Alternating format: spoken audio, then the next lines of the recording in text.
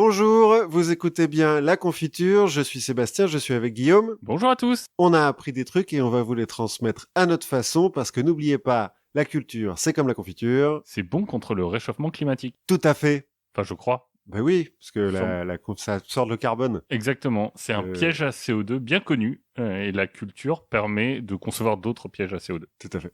Et donc, de quoi allons-nous parler aujourd'hui, Guillaume? Alors aujourd'hui, on va parler fausse monnaie et on va parler d'hérétiques improbables. Hilarant. D'hilarants hérétiques. Voilà, hilarant hérétique, faux monnayeur. C'est a priori... Voilà. On recommence dans les rangs de ce qu'on avait laissé à la fin de la saison 1. Tout à fait.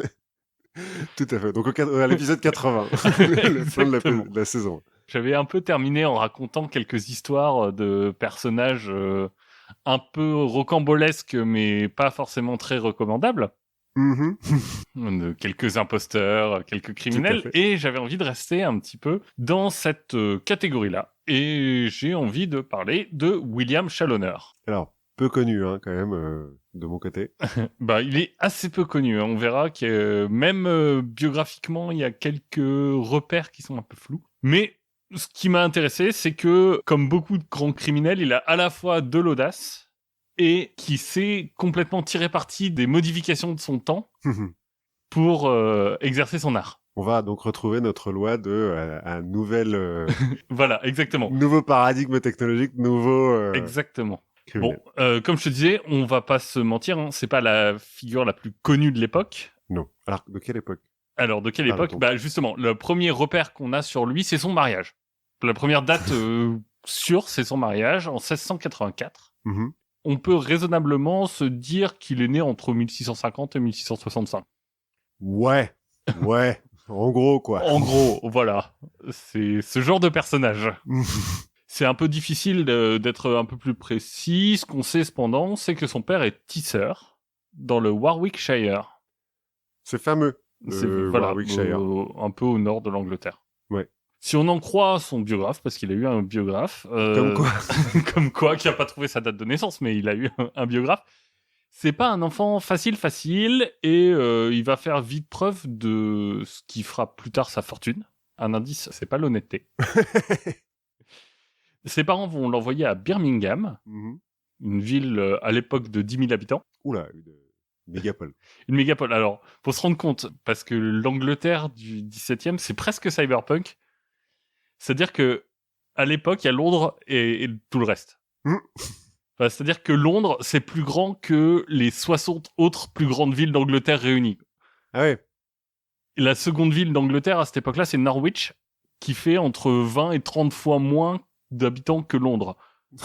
Enfin voilà, c'est peu centralisé, quoi, finalement. Exactement. Donc la ville de Birmingham est connue pour ses forgerons et ses travailleurs du métal, mais aussi sa relation assez particulière à la loi, comme toutes les villes un peu périphériques, on va dire. Et donc le jeune William va devenir apprenti cloutier. Donc, fabricant de clous, quoi. Exactement, c'est un mot qui existe, cloutier. C'est un vrai mot de la langue française, c'est pas un néologisme de la confiture. Ça existait surtout à l'époque, aujourd'hui ça existe un peu moins. Il y a plus de BTS cloutier, par exemple, ça j'ai vérifié. Non mais alors ça c'est dommage, parce que du coup il y a plus de clous bio, tu vois, de clous en circuit court. T'as que du clou chinois fabriqué par milliards et tout. Bon. C'est ça. Mais déjà à l'époque, on va voir que c'est un métier qui est pas hyper valorisé, cloutier. C'est pas le métier le plus excitant du monde, mais en tout cas, ça lui permet d'apprendre les bases de la métallurgie. Certes. On est à ce moment-là au début de l'automatisation. C'est-à-dire que, ok, on a des cloutiers, des mecs qui fabriquent des clous, mais les tiges qui servent de base à ces clous, elles sont déjà produites de façon automatique. Ah, on n'est pas loin de l'usine d'allumettes d'Adam Smith, quoi. Exactement. Donc, si tu veux, on est quand même à un mec qui sait qu'il va vite se faire remplacer à terme par une machine. Donc, la tentation parmi tous ces cloutiers est assez grande à l'époque, parce que bon, ils sont pas très très riches. Un cloutier, c'est quand même en bas de l'échelle de la métallurgie, par rapport à, je sais pas, forgeron du roi, quoi. Oui, par rapport à épayer. C'est ça. Les gens sont assez tentés d'utiliser leurs compétences en métallurgie pour fabriquer la fausse monnaie. Par exemple, apparemment, ce qui était en vogue, c'est les faux groats. Alors, les groats, G-R-O-A-T-S, ce sont des pièces de 4 pence qui sont relativement rares. Ok. Parce qu'elles sont pas pratiques ou... Non, parce que en fait, 4 pence, ouais, voilà, En même temps, c'est vrai que c'est un peu genre le billet de 7 $, quoi. C'est Ça sert pas à grand chose, c'est pas très pratique pour la monnaie. Ce qu'il faut se rappeler aussi, à l'époque en tout cas, et c'est toujours relativement vrai, c'est que battre monnaie, c'est le privilège du roi. Oui. Et que n'importe quel système monétaire est quand même basé, à un degré plus ou moins important, sur la confiance. Ouais. Donc, la fausse monnaie, c'est à la fois aller contre les prérogatives du roi et saper les fondements de l'économie. Ouais, c'est un truc bien. Donc, on peut comprendre qu'elle soit associée à la trahison. À l'époque, la fausse monnaie, c'est puni de mort. Bon, de nos jours, je pense que tu te fais choper pour... T'as plus le droit, on te tue plus. Mais Non. on te laisse longtemps derrière les barreaux, quoi. T'as plus le droit de faire du karting. C'est ça. Hein, c'est fini la bamboche. En tout cas, notre chalonneur, il va, à peu près comme tous les ambitieux de son temps en Angleterre, filer dès qu'il le peut vers la capitale. Ah, j'ai cru qu'il allait partir pour l'Amérique. Non. La capitale, Londres, à ce moment-là, c'est le lieu de toutes les histoires. C'est la nouvelle Babylone, quoi. C'est le lieu de tous les possibles. Voilà, c'est la jungle de béton d'où viennent tous les rêves, comme on dit maintenant. Mais c'est aussi un lieu brutal. Enfin, pour moi, c'est vraiment un moment un peu... pas cyberpunk, mais on est dans le steampunk, quoi. C'est-à-dire que le taux de mortalité dépasse la natalité de plusieurs milliers de personnes à Londres. Hein, l'eau est porteuse de maladies, l'air est vicié par les hommes, par les bêtes, par les industries. Mais d'un autre côté, Londres, c'est aussi la capitale du monde à ce moment-là. Les 3/4 du commerce international de l'Angleterre passent par les docks londoniens. C'est là que siège la Compagnie des Indes orientales, par exemple. Donc, oui, le centre du monde. Voilà. Et l'arrivée de Chalonneur, elle est typique du jeune ambitieux sans aucune relation. Parce qu'à ce moment-là, au XVIIe siècle, Londres, en fait, c'est une ville qui est complètement verrouillée par les différents réseaux et les différents cartels. C'est hyper dur quand tu arrives et que tu connais personne de ne serait-ce que trouver du boulot. Et ça vaut aussi pour la pègre. Mm-hmm. Il faut être un affranchi, quoi. Parce que du coup, déjà, il arrive à Londres en se disant, bon, l'industrie du clou, ça marche pas trop, donc je vais rentrer dans la pègre, quoi. Alors, pas tout à fait. Il va chercher un petit peu, mais il va assez vite trouver sa voie et il va devenir vendeur de montres. À ce moment-là, l'horlogerie est en train de faire des progrès, on automatise comme on a dit, donc les montres commencent à être à la mode et il est désormais possible pour un gentleman d'avoir une de ces petites merveilles de technologie qui est précise à la minute. Ah oui, quand même, c'est genre... Bon, vraisemblablement celles de Chalonneur, elles sont pas de cet ordre-là. Ah, c'est lui qui les fabrique ? Ouais, alors il les fabrique, mais c'est plutôt en fait une sorte d'étui de montre sans mécanisme à l'intérieur. Mais vu de l'extérieur, ça marche aussi. Ça marche aussi. Voilà, c'est parfait pour aller en soirée. C'est comme à l'époque des premiers portables, quand t'as des mecs qui avaient des faux téléphones portables. C'est ça. Et lui, il est aussi un peu ingénieux, il a un petit sens du commerce, parce qu'il semblerait que dans ses copies, il ait réussi à inclure un godemiché. Ok, dans une montre. Dans une montre, un petit plus qui apparemment lui permet de gagner sa vie. Mais je n'en doute pas. Voilà, mais encore une fois, tu vois, il faut se dire que Londres à l'époque, c'est un peu le Berlin des années 20, on expérimente, quoi. Ouais, voilà. On n'a pas trop de complexes, on y va, quoi. Il y a du monde, perdu dans la foule. Bon, cela dit, le business des montres godemiché, c'est un business qui est un peu laborieux. Et donc, notre héros va encore une fois s'adapter à Londres et à l'ère du temps pour trouver quelque chose d'un peu plus lucratif. Mmh. Et pour ça, il va se tourner vers la médecine. A priori, quand t'as étudié la métallurgie, alors, il y a pas mal de passerelles académiques entre cloutier et médecin. Tout à fait. C'est comme entre plombier et médecin. Hein. Docteur Mario, je veux dire, ça s'est fait en quelques années. Voilà. Même pas. Et faut se rendre que, à l'évidence, à Londres, à ce moment-là, t'as l'air qui est complètement vicié, t'as de la surpopulation partout, t'as pas d'égout, t'as pas vraiment d'hygiène, ce qui fait que la population est assez vulnérable aux maladies. Ouais, t'as beaucoup de clients, quoi, en tant que médecin. Imagine-toi, à ce moment-là, à Londres, entre 35 et 40% des enfants n'atteignent pas 2 ans. Dans le reste de l'Europe, on est entre 25 et 30%. Ah ouais, quand même. C'est-à-dire que t'es au centre du monde, mais c'est là où t'as la plus grande mortalité infantile. Et comme un médecin officiel, ça coûte cher. Ouais, oui. Il y a un vrai business pour les médecins un peu moins officiels. Mais qui connaissent le bon coin à Sansu. Mais avec du bagou. Ouais. Et ça, du bagou, Chalonneur, apparemment, il en a. Et donc, il va vivre assez bien, mais il se dit, il faut que je continue à étendre mon commerce. Et donc, il va ajouter à la médecine un peu de divination. C'est pareil. Notamment, il va se spécialiser, en plus des maladies, pouvoir retrouver les biens qui ont été volés. C'est genre marabout efficace à 400 000%. C'est un peu ça. Et en fait, lui, il est efficace à 400 000% parce qu'il a trouvé une petite ficelle pour pouvoir réussir un peu plus facilement, avoir plus de succès. Pour retrouver les biens volés, en fait, il va les voler d'abord lui-même. C'est pas con, hein. Finalement. Un peu comme les pompiers qui allument leurs propres incendies. C'est ça. Bon, malheureusement, il va pas être assez discret. Et en 1690, il va fuir Londres pour aller se faire oublier un peu en banlieue. Parce qu'il se fait choper. Parce que l'étau se resserre un petit peu. En banlieue de Londres, il va rencontrer ce qu'on appelle un japonneur. Autre métier oublié après cloutier. C'est un fabricant de japonais. En fait, les japonneurs sont des gens qui ont appris à maîtriser les techniques de laquage. Qui font un peu la sensation des pièces du Japon à l'époque et qui permet du coup de faire des fausses pièces japonaises. Globalement. Et ça permet aussi de rendre les vieilles fringues un peu plus acceptables. En les laquant ? En utilisant les mêmes techniques qui sont assez proches. En gros, tu fais de l'upcycling de vêtements. C'est pas un business dingue. Oui, peut-être pas. Je veux dire, peut-être quand t'as 15 000 personnes qui le feront pour toi, mais quand t'es tout seul à remettre en état des vieux pantalons, tu roules pas forcément sur l'or. Après si tu les vends au kilo. Voilà, mais après tu fais du bien à la planète. Et encore, je pense qu'ils devaient utiliser des produits un peu dégueulasses. Ouais, les teintures à l'époque, bon. Mais ce qui se dit, c'est que cette technique, elle pourrait aussi être utile dans le monde de la monnaie pour un peu vieillir des pièces, les rendre un peu plus authentiques. Et là encore, tout est question un peu de contexte. Parce que on est dans un moment charnière de l'histoire de la monnaie anglaise. À ce moment-là, donc 1690, il y a 2 monnaies en circulation. Il y a celle qui est faite à la main. La vraie monnaie artisanale. Voilà, la vraie monnaie artisanale. Et en 1662, la monnaie anglaise est remplacée petit à petit par des pièces qui sont faites par des machines.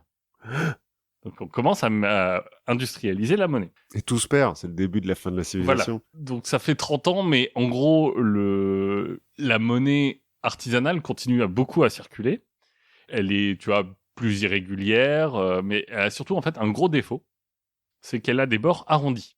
Aujourd'hui, quand tu penses à une pièce d'1 ou 2 euros, elle a un bord droit. Ah oui, la tranche, oui. La tranche est droite. Là, la tranche est arrondie. Ce qui fait qu'avec un peu de pratique, tu peux gratter les bords des pièces pour récupérer du métal et garder la valeur de la pièce faciale. Ouais, tu fais croire qu'elle pèse toujours voilà, mais l'once d'or, en fait, t'en as enlevé. Voilà, t'as gratté les bords pour récupérer du métal et au fur et à mesure, tu te récupères comme ça un peu d'argent.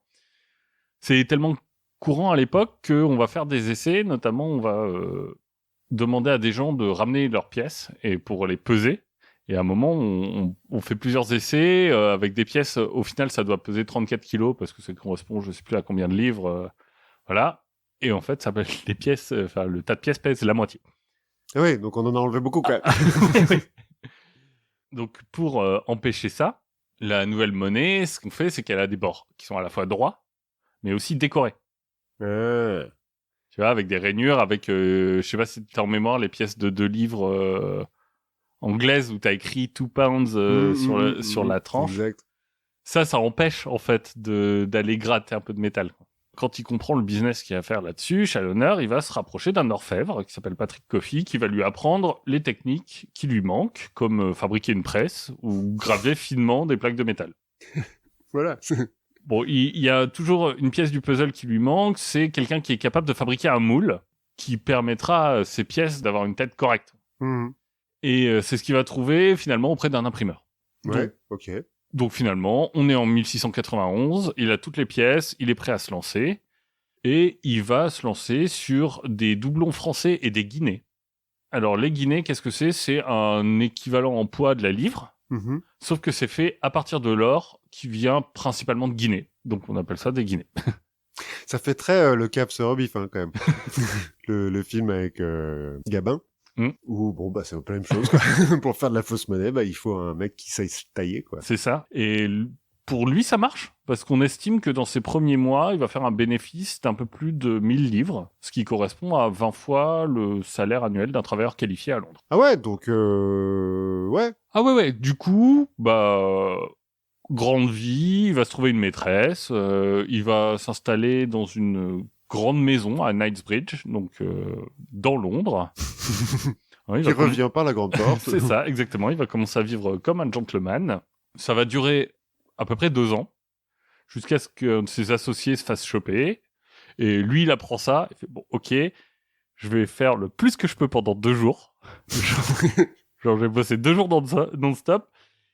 Et il planque tout. Et ensuite, lui, il part se cacher. Et il laisse une carte tatouée sur le crâne d'un mec ou... Et non, il part se cacher pendant 5 mois. Et quand il revient, il va changer un petit peu de business. Parce que ce qui s'est passé aussi en dehors des problèmes de monnaie, c'est que Guillaume III a remplacé Jacques II en 1689. Donc, si je ne m'abuse, c'est Guillaume d'Orange. Ça doit être, ouais. Parce que je me demandais si c'était pas un peu au moment des révolutions, tout ça. C'est un peu à ce moment-là. Et du coup, bah, Jacques II a encore des supporters, qu'on appelle les Jacobins à l'époque. C'est pas les mêmes que nos Jacobins. C'est pas les mêmes. Mais du coup, Challoner, il va se dire, mais il y a peut-être un truc à faire avec ces Jacobins. Donc, il va aller composer lui-même un pamphlet qui encense le règne de Jacques II. Il va approcher plusieurs imprimeurs pour leur dire, je vais vous payer beaucoup, mais il faut qu'on fasse revenir Jacques II. Voilà, imprimez-nous ça et on va éduquer le peuple. Vous inquiétez pas, moi je suis bien connecté. Voilà.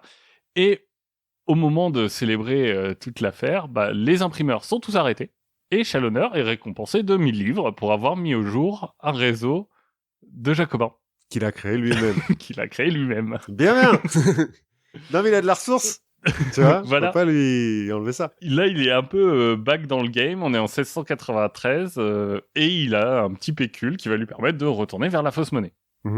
C'est un moment qui est idéal pour ça, parce que, donc, on l'a dit, c'est un moment où collaborent 2 monnaies, donc l'artisanale et la nouvelle. Et comme finalement l'artisanale, on sait que tout le monde rogne dessus, c'est celle-là qui a échangé. Parce que les gens se débarrassent de ces pièces-là avant de se débarrasser des pièces mécanisées qui sont un peu plus fiables. Voir, on les stocke et elles sont un peu plus grosses. Enfin, finalement, pour le même prix, t'as plus de métal. Ça va créer un peu de tension sur les stocks et en plus, on a un problème un peu stupide, mais c'est un problème vraiment, c'est simple comme du taux de change, c'est-à-dire que dans les années 1690, on achète plus d'or avec un lagot d'argent sur le continent qu'à Londres. Ce que ça veut dire, c'est que tu peux faire un business assez simple, c'est que tu vas récupérer des pièces d'argent en Angleterre, tu les fonds, tu transportes les lagots à Paris ou à Amsterdam, tu les revends, et hop, avec l'argent que tu as eu, tu viens racheter des pièces d'argent en Angleterre qui sont moins chères. Et en fait, oui, tu te fais un bénéfice à chaque voyage. Tu te fais un bénéfice sur le taux de change à chaque voyage.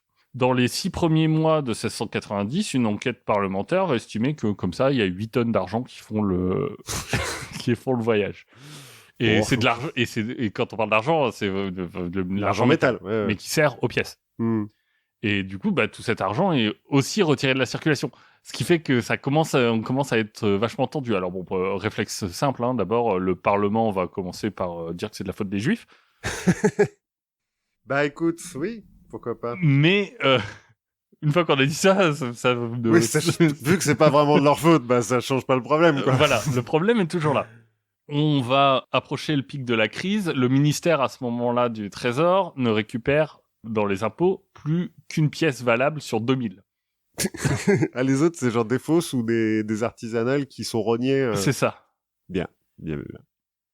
Et en plus, bien entendu, c'est la guerre. C'est tout le temps la guerre en même temps. Entre la France et l'Angleterre. Mais c'est quoi comme guerre, celle-là ? Alors, je sais plus, mais on approche de... La guerre de 7 ans, non, c'est plus tard, la guerre de 7 ans. Non, mais c'est Louis XIV à ce moment-là. Oui, donc c'est tout le temps la guerre, quoi. C'est toujours la guerre. Bref, la guerre, ça coûte cher. C'est un problème, ouais. Parce que bon, il faut payer les troupes et on n'a plus que des pièces qui ne servent à rien. Bref, c'est le bordel, si bien que le 26 novembre 1695, le roi Guillaume va demander officiellement à son parlement d'intervenir, ce qu'il va faire le 17 janvier 1696 en décrétant une remonétisation complète, c'est-à-dire que on fait des nouvelles pièces. Et toutes celles qu'on avait avant ne valent plus rien. C'est ça. Voilà. Alors, généralement, ça pose pas de problème, ça. On va quand même garder la même conversion métal, ce qui fait que tu pourras échanger tes pièces, mais que t'as pas d'effet de taux de change. Oui, c'est au poids de métal qu'il y a dans ta pièce, quoi. Bah, au poids facial. Enfin. Ah ouais, d'accord. On pèse pas tes pièces pour vérifier qu'il y a vraiment une once d'or. Alors mais fait, en gros, ce que ça évite surtout, c'est une dévaluation pour les gens qui ont beaucoup d'argent. Oui. Bizarrement, on va faire ça en préservant l'argent des riches. Et puis surtout que les riches, on leur dit à l'avance, je suppose, histoire qu'ils se préparent un peu, quoi. De son côté, Chalonneur, il va se demander un peu comment est-ce que je peux profiter de tout ça. Alors, certes, il pourrait se contenter d'inonder les rues de fausse monnaie, mais il connaît les risques, et il décide d'aller voir un peu plus loin que ça. Il va commencer son plan en 1694 en publiant un pamphlet contre la levée de l'impôt pour une taxation de l'héritage. Voilà. Ça, c'est première étape. Ça reste très petit comme auditoire. Hein. Je veux dire. Oui, c'est un peu comme maintenant, quoi. En fait, pour 80% des gens, l'héritage, c'est un vain espoir, quoi. Ouais, et puis publier des pamphlets quand t'as un taux d'alphabétisation de quelques pourcents, bon, bref. Mais il va continuer, et quelques mois plus tard, il va refaire un pamphlet sur les solutions pour lutter contre la contrefaçon. En tant que... Voilà. En tant que faussaire lui-même. Il va proposer un premier rappel de la monnaie, avec une nouvelle monnaie dévaluée, puis un deuxième rappel avec une monnaie qui aura été réévaluée. Et il dit comme ça, ça va foutre dans la merde les faux monnayeurs qui vont, en gros, échanger leur argent contre de l'argent dévalué qu'ils pourront plus récupérer après. Bon, c'est pas très réaliste de faire changer 2 fois de pièce en quelques temps. Mais ça lui permet un truc, c'est qu'il devient expert BFM TV. Tu vois, les gens commencent à penser à lui quand on parle de problèmes de monnaie, quoi. Ouais, bien sûr. Voilà, il rentre dans le paysage. Ah ouais, comme maintenant, en fait. Il publie un bouquin où il n'y a rien dedans, mais il va en parler à beaucoup de monde, quoi. C'est ça. Et ça permet de se faire repérer par un homme qui s'appelle Charles Mordaunt, qui est l'ancien Lord of Treasury. Et qui va, lui, l'utiliser dans sa lutte politique, parce que il y a des intrigues de pouvoir à l'époque, contre l'establishment actuel, en le faisant témoigner globalement de l'incompétence de la monnaie au conseil privé du roi. Tranquille. Un bon début, mais ça lui permet pas de rentrer complètement dans le sein des saints, parce que lui, ce qu'il voudrait, Chalonneur, à la fin, c'est rentrer dans la monnaie, quoi.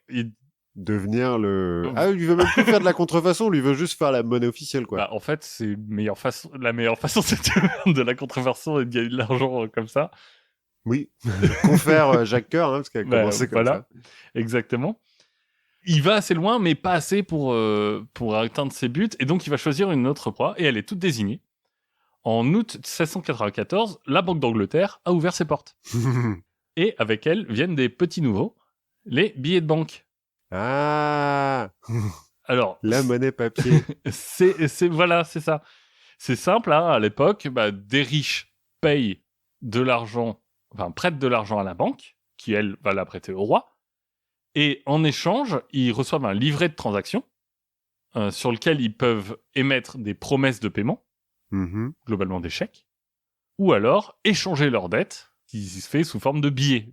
Pas leur dette. La dette que oui, l'État leur doit. La dette qu'on leur doit, et tu dis, je te transfère une partie de cette dette sur un billet, et puis qui dit billet, bon, ça va pas être très dur pour Chalonneur de sourcer le bon papier. Ouais, les matières premières coûtent moins cher, quoi. C'est ça, et ces faux commencent à circuler dès juin 1695. Bon, il est détecté 2 mois plus tard, son imprimeur va vite se faire choper, mais lui, il arrive à s'en sortir. Comment ?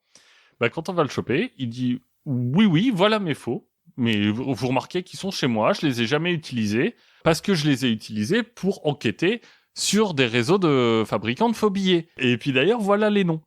Donc, il ressort avec 200 livres de remerciements, Ah, et Saint-Vergogne, il a encore une fois balancé les mecs avec qui il bosse, quoi. Exactement. Tranquille. Et donc, logiquement, en novembre 1695, il va envoyer à la banque une liste de suggestions pour endiguer la contrefaçon. Oui. Voilà, je ne m'arrête nulle part. Ouais, c'est logique. On arrive en 1696 et les choses s'améliorent pas vraiment sur le plan monétaire. D'abord parce qu'il faut savoir que la monnaie, c'est toujours une charge qui a toujours été un peu considérée comme une récompense. On n'a jamais vraiment considéré ça comme un truc vraiment important. Et on n'y place pas forcément des gens compétents. Ni forcément très honnêtes, c'est ce que j'allais te dire. Mais là, on approche de mai et on approche de la deadline pour la fin des pièces artisanales. Et oui. On est très très loin du compte et donc on commence à friser la pénurie de pièces. C'est à ce moment-là qu'arrive en tant que gardien de la monnaie un autre quinquagénaire qu'on veut remercier pour son œuvre, un certain Newton. Isaac ? L'auteur de Philosophiae Naturalis Principia Mathematica, qui est lui né en 1642, et qu'on parachute là. Alors à ce moment-là, il n'est pas au top de... Enfin, il est toujours considéré comme le cerveau le plus brillant d'Europe et donc par extension du monde. Mais il a quand même quelques déboires parce que ça fait quelques années qu'il est à fond dans l'alchimie et que ça marche moins bien que les planètes. Que bizarrement, le calcul différentiel, voilà. C'est un peu plus exact que la pierre philosophale. Mais bon, Newton, lui, il n'est pas venu là pour boire des mojitos. Contrairement à tous ses prédécesseurs, lui, il va s'y mettre. Il va se plonger dans tous les détails techniques de la fabrication de pièces. Il va vraiment aller sur le terrain, regarder les machines, essayer de les comprendre, regarder les procédés, comment ça se passe. Et à la fin de l'année, il a quasiment triplé la production hebdomadaire. Voilà. Pour ça, il va tripler les fours, il va renouveler, il va augmenter les presses, il va rationaliser les différents postes de production pour augmenter la cadence. Au final, on frappait, avant son arrivée, 15 000 livres par semaine. Et lui, il arrivera en 6 jours à un record de 100 000 livres. Tranquille. Voilà. L'opération va être finie en avance. Bref, un véritable exploit. Et quand on met un génie qui a sûrement quelques traits un peu d'attention monomaniaque. Voilà. Bah, ça porte ses fruits. L'autre, en plus, il a le temps d'aller boire des mojitos. C'est ça. L'autre job de Newton, parce que officiellement, lui, il est gardien de la monnaie. Donc, normalement, c'est pas son job de faire en sorte que la monnaie tourne et qu'on sorte des pièces. C'est le job d'un autre mec, mais qui est nul et qui fait rien, qui se dit, bon, bah écoute... Si ça te fait plaisir, vas-y. Vas-y. Mais en fait, le vrai principal job du gardien de la monnaie, c'est d'assurer le maintien de la loi sur tout ce qui a trait à la monnaie. Et là aussi, c'est un rôle qui est assez nouveau pour lui. Enfin, en gros, il est policier, quoi. Oui, effectivement. On l'a pas trop habitué. Et c'est une tâche qui va aussi prendre à cœur. Et on va se poser notamment une grande question qui va lui parvenir, c'est qu'est-ce qui est arrivé aux outils de la monnaie ? Parce que personne ne sait vraiment quoi lui dire, mais c'est une affaire qui est devenue publique depuis qu'un certain William Challoner, qui vient d'être incarcéré pour faux, a révélé un complot au sein de la monnaie pour fabriquer de la fausse monnaie, arguant que le graveur en chef lui-même a vendu des moules à des faux monnayeurs. Et donc, où sont ces moules ? Voilà, et que sont devenus ces moules ? L'affaire est suffisamment sérieuse pour qu'on sorte Challoner de prison, pour lui dire viens, et un autre faux monnayeur va dire que c'est Challoner qui a acheté les moules à un employé de la monnaie. Bref, c'est le bordel, plus personne sait vraiment ce qui se passe. Et finalement, les accusations vont s'arrêter. Ah, on arrête de chercher. On se dit, oh, c'est trop le bordel. Ça va commencer à remonter à des têtes un peu trop couronnées. C'est ça, voilà. Donc, on s'arrête là. Donc, Challoner et Newton vont se parler une première fois, en 1697, mais rien ne va sortir. Challoner nie, et Newton sait que, paradoxalement, en fait, le fait que la fausse monnaie soit punie de mort, ça joue un peu contre lui. Contre Newton ? Contre Newton, parce que du coup on demande des vraies preuves. Ah, parce qu'on veut pas buter des mecs sans raison, quoi. Moins que si on devait juste leur couper la main, je sais pas, ou ce qu'on faisait à l'époque, quoi. Ouais. Challoner dit, mais sinon, moi je te propose, je connais des gens pour ta monnaie là, je peux t'en proposer un ou deux. Des mecs qui bossent bien. Hein. Des mecs qui bossent bien, je peux te dire. Newton va se dire, bon, c'est pas forcément une bonne idée. C'est gentil, mais... C'est gentil, merci, mais non merci. Et mis à part Challoner qui donc lui échappe, Newton va, lui, encore une fois, être hyper performant dans son rôle de maintien de l'ordre parce qu'il va se donner à fond. Il paye les informateurs avec son propre argent. Et il y va, il bourrine. Il va écouter tous les mecs qui se font prendre. Il prend des notes. Il va démonter plusieurs réseaux de faux monnayeurs.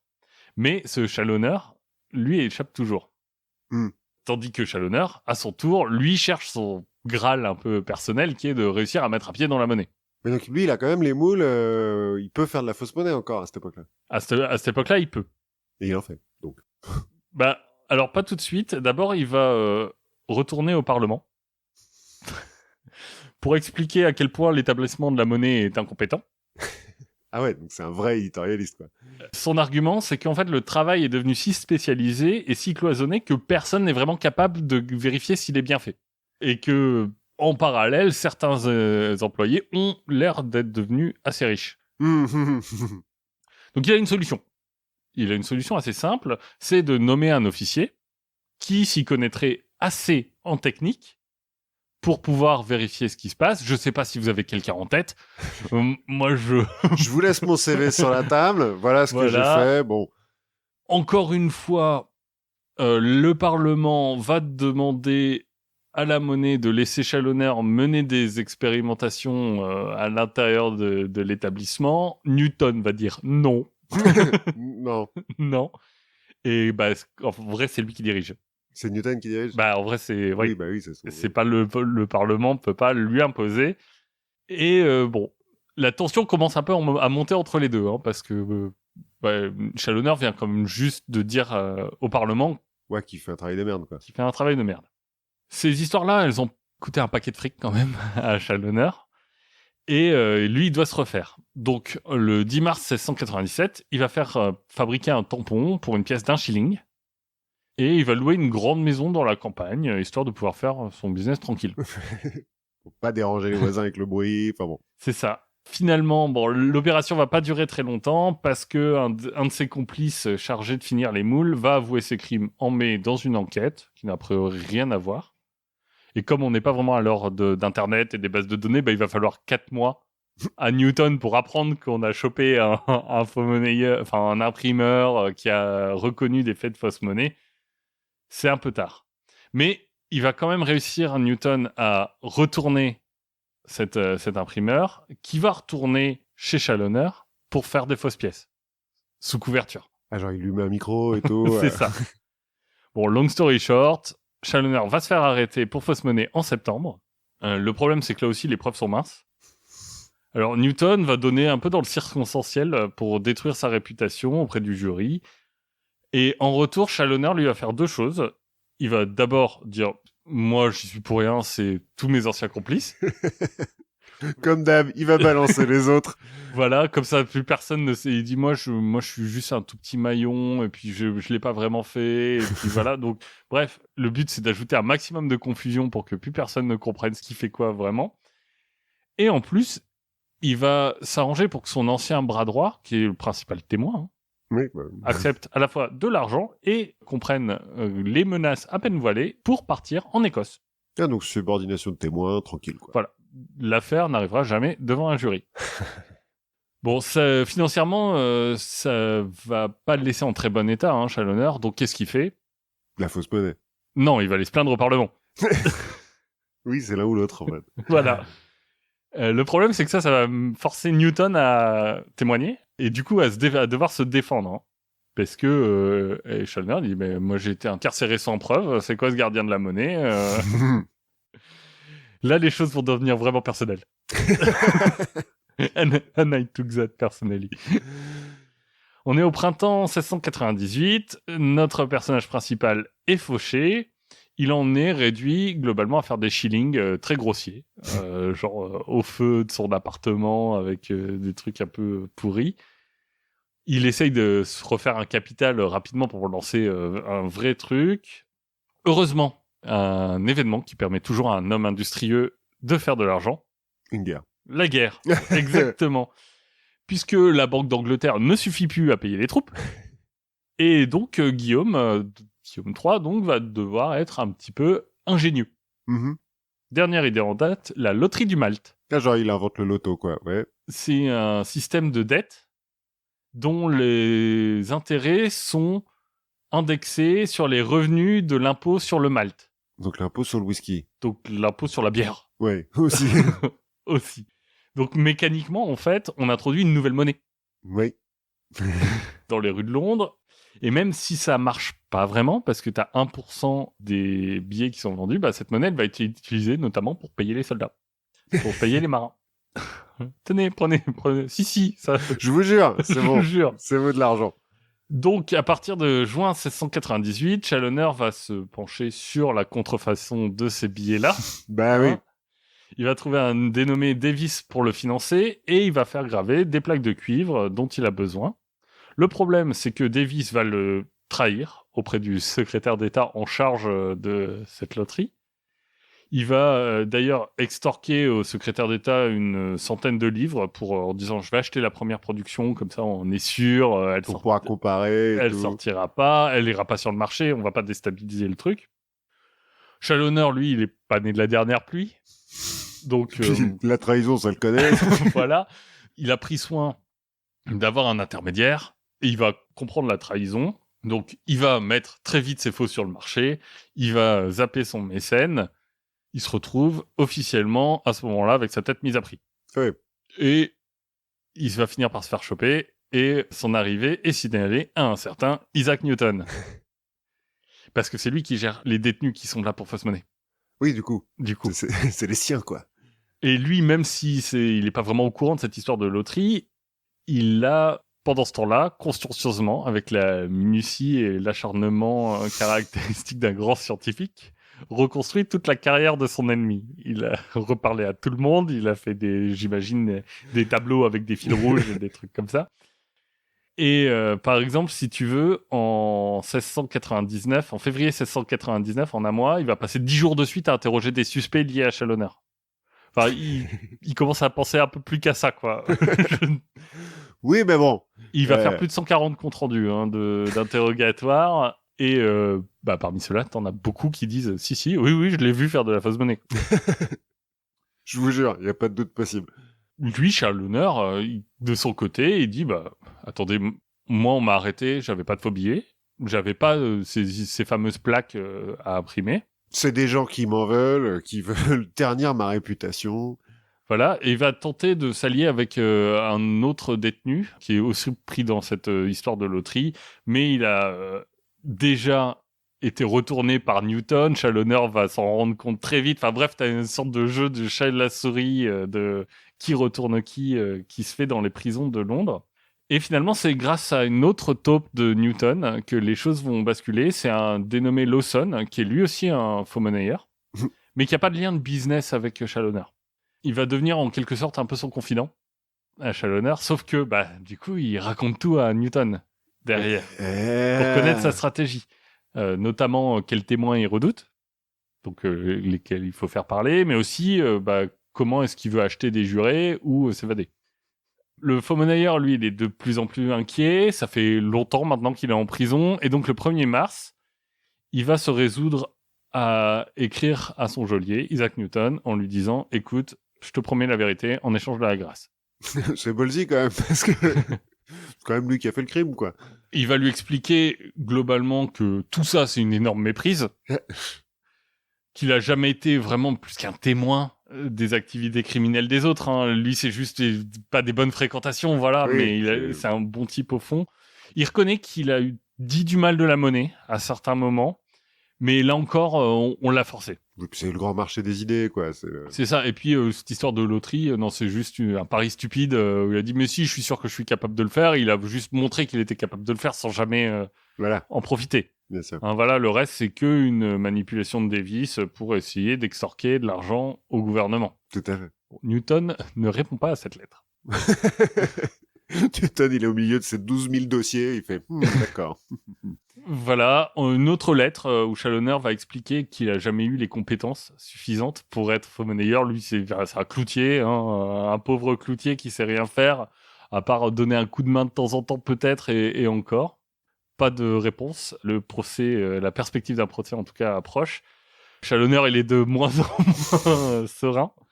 parfois il faut le restreindre dans sa cellule, mais on se dit, est-ce qu'il n'est pas en train de jouer au mec qui est en train de devenir fou? Ça, on ne sait pas.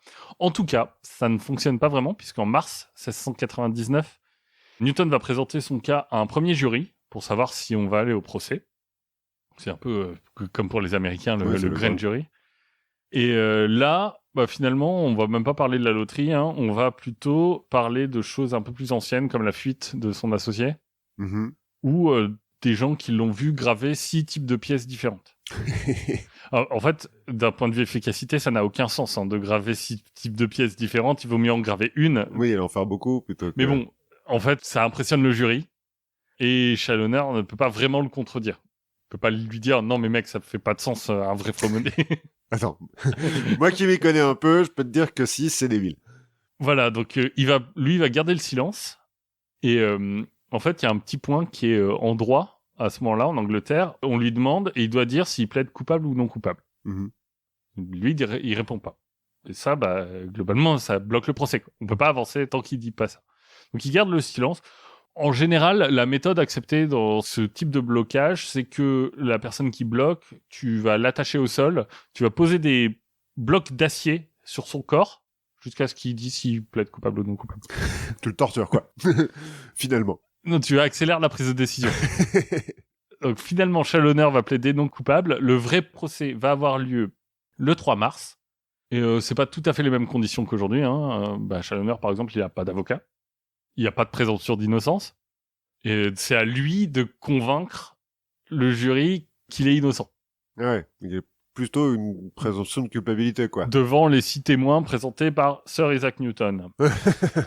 Et le tribunal, en général, il juge entre 15 et 20 cas par jour. Ça va plus vite.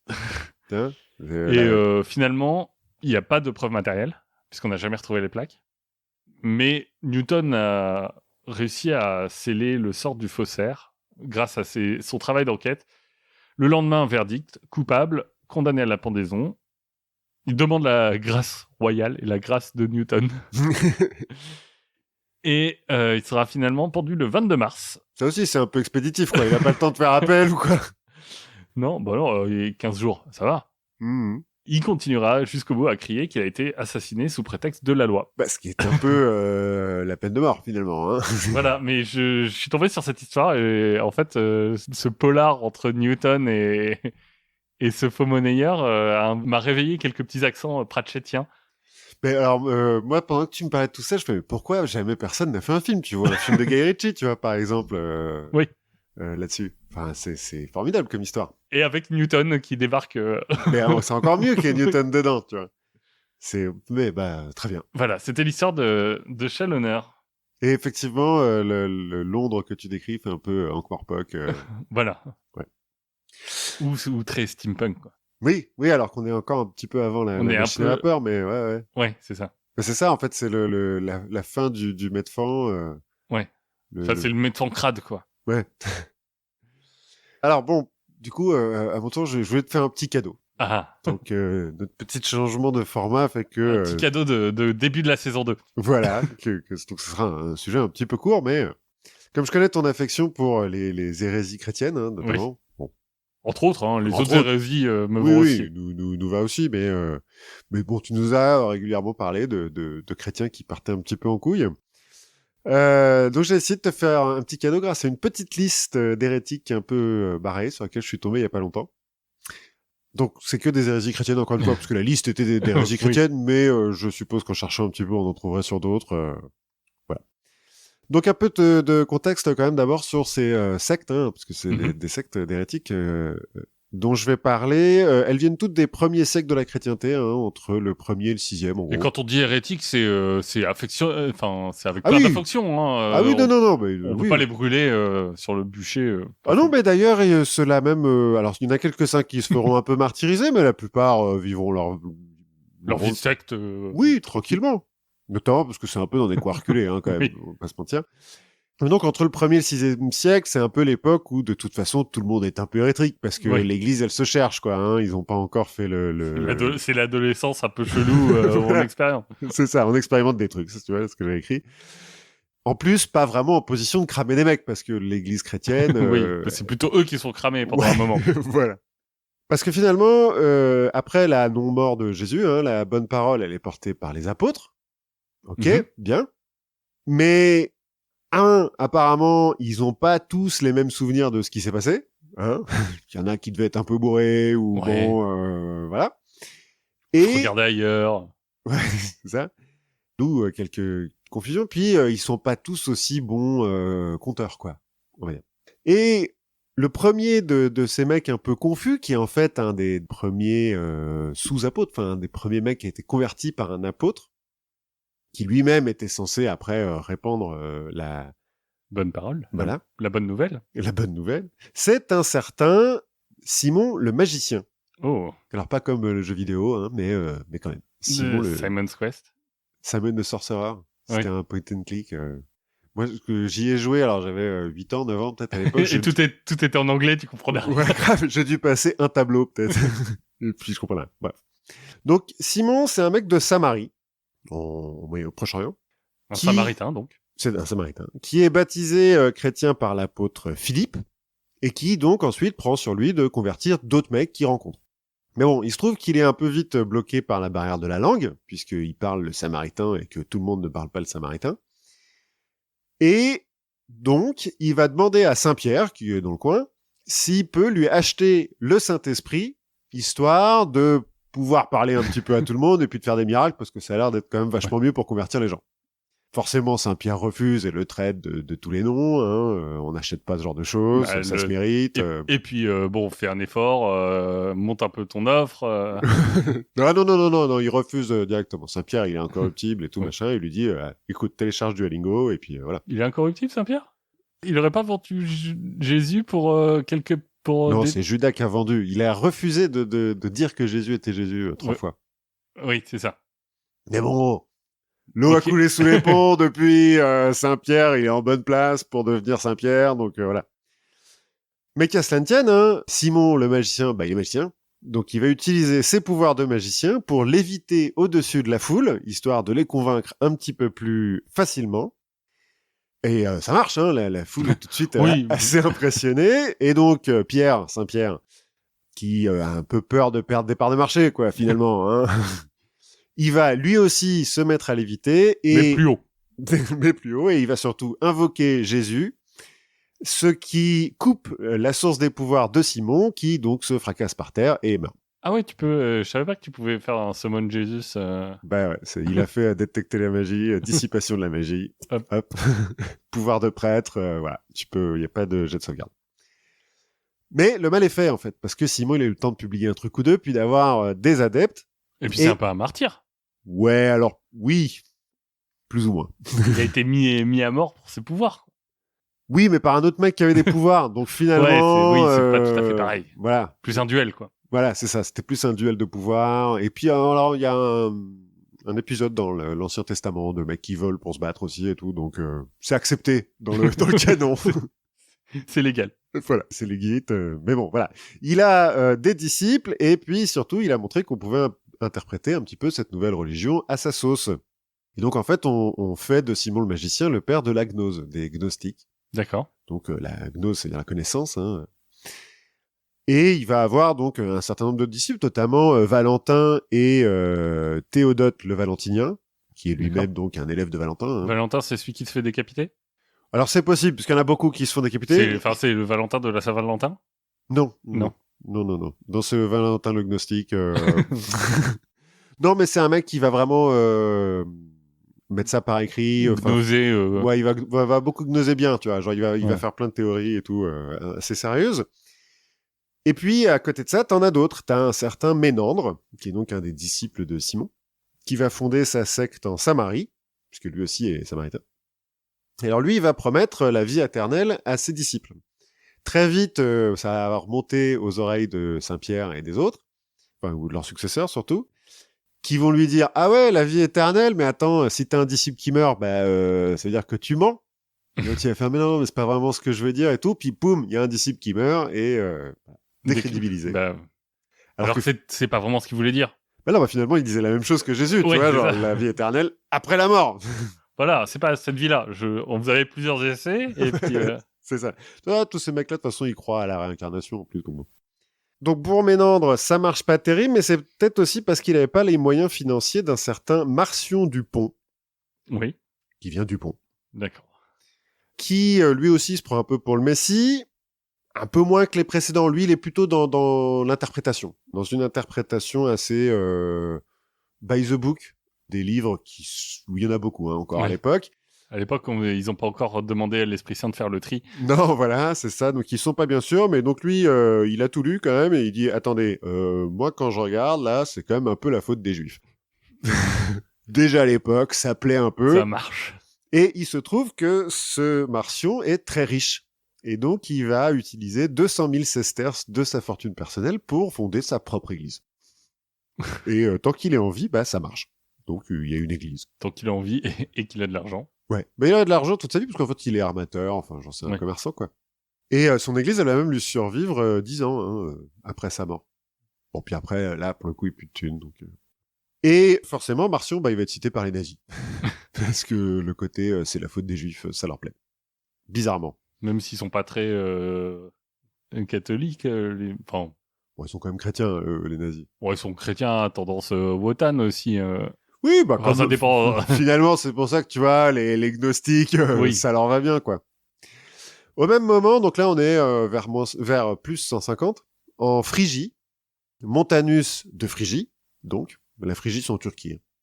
C'est un ancien prêtre du culte de Cybèle, Montanus. Donc Cybèle, c'est la déesse mère de la nature, mère des dieux, enfin, bon, Gaïa, quoi, plus ou moins. Déméter, pour les Romains. Donc cet ancien prêtre du culte de Cybèle s'est converti au christianisme et il va aussi produire sa propre interprétation des nombreux bouquins qui existent à l'époque. Enfin, bouquins. Parchemins qui existent à l'époque. Ouais. Et il va y aller de sa petite prophétie aussi. Bon, ils font tous un peu dans la prophétie, ces mecs-là. Notamment parce que donc, le culte de Cybèle, c'est surtout les femmes, puisque Cybèle, c'est une déesse. Il va donc s'associer avec sa femme et la sœur de celle-ci, qui seront les prophétesses en chef, donc celles qui auront les visions et tout, puis lui, il traduira les visions, quoi. Et grâce à ça, ils vont fonder une petite église. L'histoire dit pas s'ils étaient en troupe ou pas, mais moi, ça me plaît de le croire. Ouais, il y a peut-être un rapport de domination. Peut-être. Voilà, insérez ici vos kinks.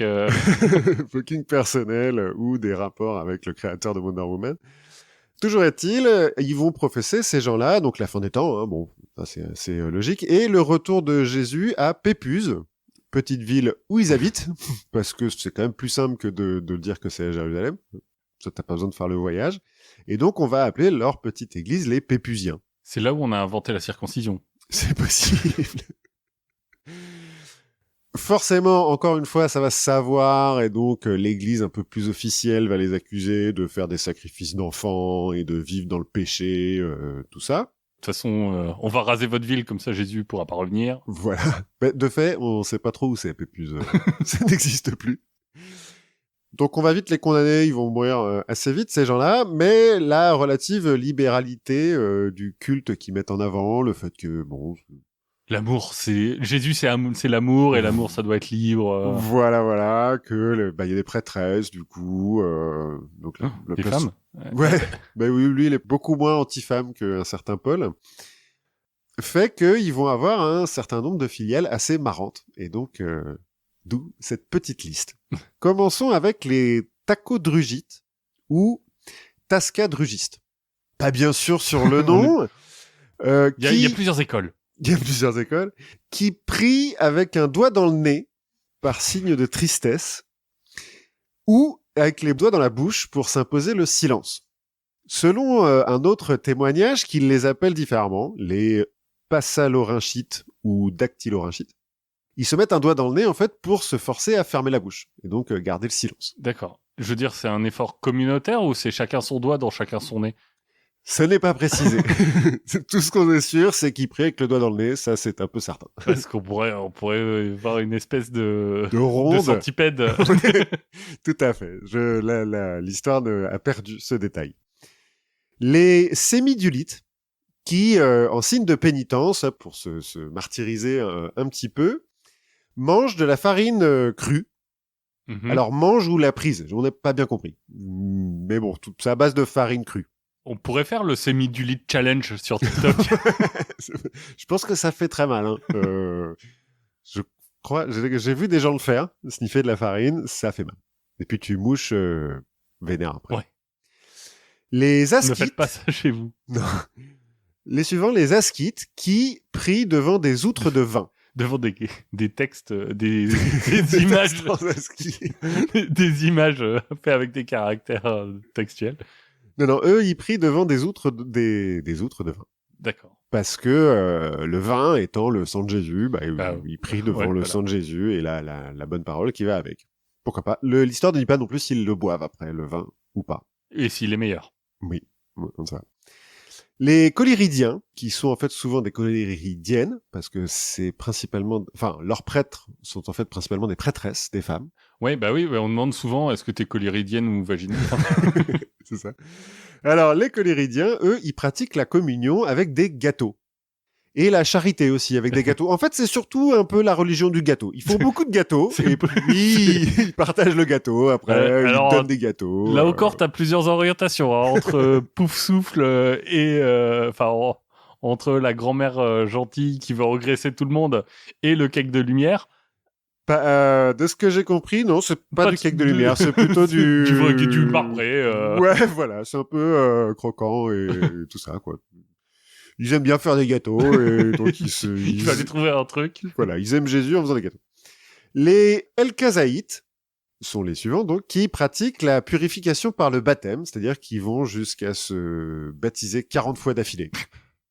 Pour être sûr de comment il s'appelle. Ouais, mais du coup, ils se mettent à baptiser plein de trucs aussi. Ils baptisent les fruits, les légumes et tout, parce que ça purifie, quoi. Ouais. Bon, en gros, il a peut-être un petit problème de germophobie. Voilà. Avant l'heure. Mais ils se baptisent toujours avec le même nom? Ah oui. En fait, ils se baptisent à chaque fois qu'ils sont un peu malades ou un truc, ils se baptisent. Et tout ça leur a été enseigné par leur prophète, un certain El-Kazaï, donc, qui s'appelle El-Kazaït, à qui un livre saint a été donné par Jésus redescendu des cieux, un Jésus de 154 km de haut, 26 km d'épaisseur et 39 km de large. Et alors lui, pour le baptiser, il faut de l'eau. Hein. Jésus accompagné de sa sœur, le Saint-Esprit, qui avait les mêmes dimensions, apparemment.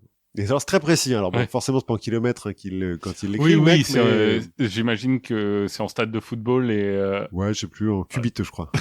Bon. Non, vraiment, en cubite. Mais donc, c'est très précis. Ils auraient inspiré quand même, les Al-Kazaïtes, le manichéisme. Un siècle plus tard. On passe ensuite aux Euchites, aussi appelés les Messaliens, qui pensaient pouvoir se débarrasser des démons en se mouchant et en crachant. Parce que les démons auraient été dans l'air, donc il faut expulser l'air autant que tu peux. Donc tu te mouches, tu craches. Il n'y a pas eu un courant un peu convergent entre ces mecs-là et ceux qui prient avec un doigt dans le nez? Peut-être. Alors tout cela étant plus ou moins descendant de Simon, des montanistes. Des montanistes surtout. Alors de Simon, ouais, mais parce que là il s'est passé 2 siècles quand même depuis Simon, mais... Surtout des montanistes. Peut-être. Et donc, ces mecs-là, donc, ils passent leur temps à se moucher et à cracher. Alors, peut-être à cause de l'hyperventilation qui est provoquée par ce truc-là, ou la déshydratation, ils prétendent voir Dieu les pénétrer et voir les démons sortir de leur corps. Et donc, une fois que le démon est sorti, il faut lui sauter à pieds joints dessus, ce qu'ils font en toute occasion. Et donc, on va les appeler les choreutes. Ce qui veut dire les danseurs en grec, parce qu'on ne connaît pas le kangourou à l'époque. Non, voilà. Puisqu'on a l'impression qu'ils dansent. En fait, non. Ils écrasent le démon à pieds joints. D'accord. Les antiasistes sont, eux, persuadés que le travail est un péché mortel. Et donc, pour s'empêcher de travailler, ils passent leur journée à dormir. Bonne excuse. Voilà. J'ai envie de dire, si vous vivez à un endroit qui prend au sérieux les exceptions religieuses, foncez. C'est pas mal. Et donc, pour finir, il y en a d'autres qui sont un petit peu moins marrantes, mais pour finir, une secte qui t'aurait peut-être rendu plus pratiquant si elle était devenue majoritaire, les artotyrites, qui pratiquent la communion avec du pain et du fromage. D'accord. Bon, tant qu'à faire. Prenez, ceci est mon cholestérol. Bah alors, déjà parce que ça va mieux que le pinard, que le vin de messe, mais ils ont quand même une explication théologique. C'est-à-dire que dans la Genèse, les premiers hommes font don à Dieu des fruits de la terre, mais aussi des fruits de leur cheptel, donc du lait et du fromage. Et donc, pour rendre hommage à Dieu, il faut mettre du fromage sur l'hostie, quoi. Moi, je cautionne. C'est quand même vachement meilleur. Bon, évidemment, dès le IIIe siècle, les pères de l'Église commencent à recenser tous ces petits gens et... Alors, je te dis, certains se font un petit peu martyriser, mais la plupart, bon. Bon, la plupart, j'imagine, meurent de leur belle mort. Ouais, on les laisse, en haut de leur colline. De toute façon, la Samarie, c'est pas non plus hyper... Ouais, c'est pas le carrefour de l'Europe à l'époque. Non. Mais donc, on a des mecs comme Irénée de Lyon, Épiphane de Salamine et Jérôme de Stridon, ou Saint-Augustin, Augustin d'Hippone, qui font des listes et qui expliquent pourquoi c'est pas bien tout ça et que c'est de l'hérésie parce que on a fait le tri un petit peu dans les évangiles et on a remarqué... on a fait le tri. C'est Dieu qui a fait le tri dans les évangiles. Ouais. Il me semble. C'est possible. Il me semble qu'ils les ont toutes mises, ils les avaient toutes étalées pour les étudier, et puis quand ils sont revenus le lendemain, il y en avait plus que 4, et toutes les autres avaient été défoncées. Ah ouais? Et il me semble qu'il y a un truc, il y a vraiment un truc c'est le Saint-Esprit qui a choisi les 4 qu'on garde, quoi. C'est bon. Parce que moi, j'ai lu aussi des longs débats théologiques entre Irénée de Lyon et un autre mec, pour finalement choisir qu'il y en avait que 4. Et que le reste, c'est un tas de dépravés et de partouzeurs, donc il ne faut pas les écouter. On n'en garde que 4. Il n'y a plus d'interprétation farfelue possible, parce que il est bien connu que ces 4-là... Voilà. C'est fantastique. Voilà. Et on arrête avec la gnose et les hérésies pendant un petit moment, jusqu'à ce que ça revienne. Juste comme ça, dans la liste, il y avait une secte donc qui n'était pas chrétienne, qui était une secte de Samaritains. Les Samaritains, c'est une marque de juifs un peu différent. Bon, faut pas tout à fait les choses dans le même ordre, mais c'est pas un peu pareil. Les Dositéens sont donc une secte de Samaritains qui pousse le concept du Shabbat un peu loin, c'est-à-dire que au moment où le soleil se lève le jour du Shabbat, il s'immobilise et il reste comme ça jusqu'au coucher du soleil. 1, 2, 3 soleils. C'est ça. Donc voilà. Bon, je suppose qu'on en trouverait d'autres chez les musulmans, chez les bouddhistes, chez les hindouistes, il y a bien les mecs qui gardent le bras en l'air. Le bras en l'air pendant 50 ans. Mais les thugs, tout ça. Voilà. Ouais, on a appris plein de trucs. On a appris énormément de choses. Et si vous voulez continuer à apprendre des choses, continuez à nous écouter, à écouter les podcasts du label Podcut. Mm-hmm. Si vous voulez nous soutenir, vous faites comme Antoine qui a participé au Patreon et qu'on remercie beaucoup chaleureusement. Et on se retrouve la prochaine fois. Oui, à la prochaine fois.